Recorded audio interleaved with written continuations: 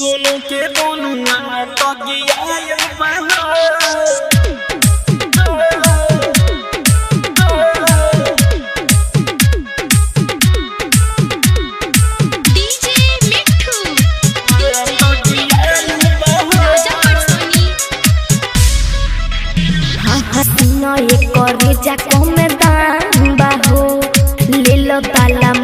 बड़ी नाम बाहो। अरे देखो पहले चेक करेंगे फिर डिसाइड करेंगे ना। सुनो ये करे जाको में दाम बाहो, ले लो ताला मक्के बड़ी नाम बाहो।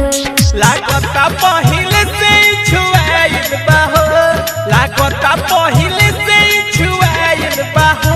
तोर दोनों के दोनों अंदर की आइल बाहो, दोनों के दोनों अंदर की आइल बाहो।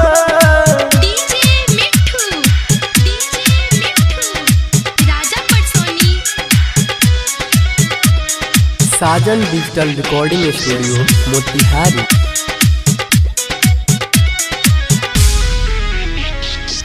हमरा सामान के कोरोना मूल हो, ले बोतले न कर जाने झोल हो।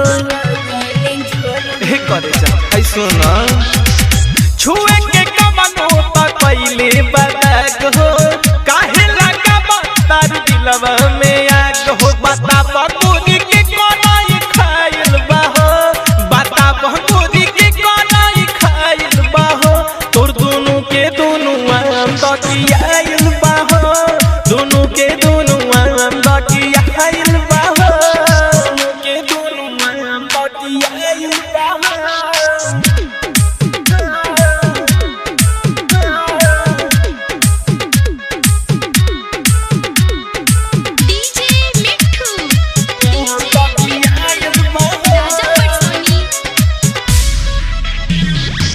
ऋषिया राजकुमार जी बूझा, जनी सामान पे हमारा जुझा।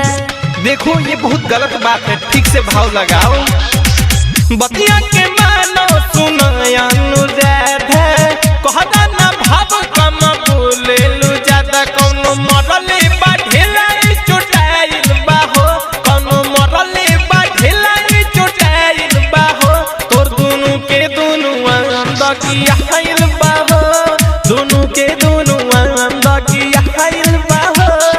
नहीं लेंगे, ये माल बहुत खराब है। साजन डिजिटल रिकॉर्डिंग स्टूडियो मोतिहारी।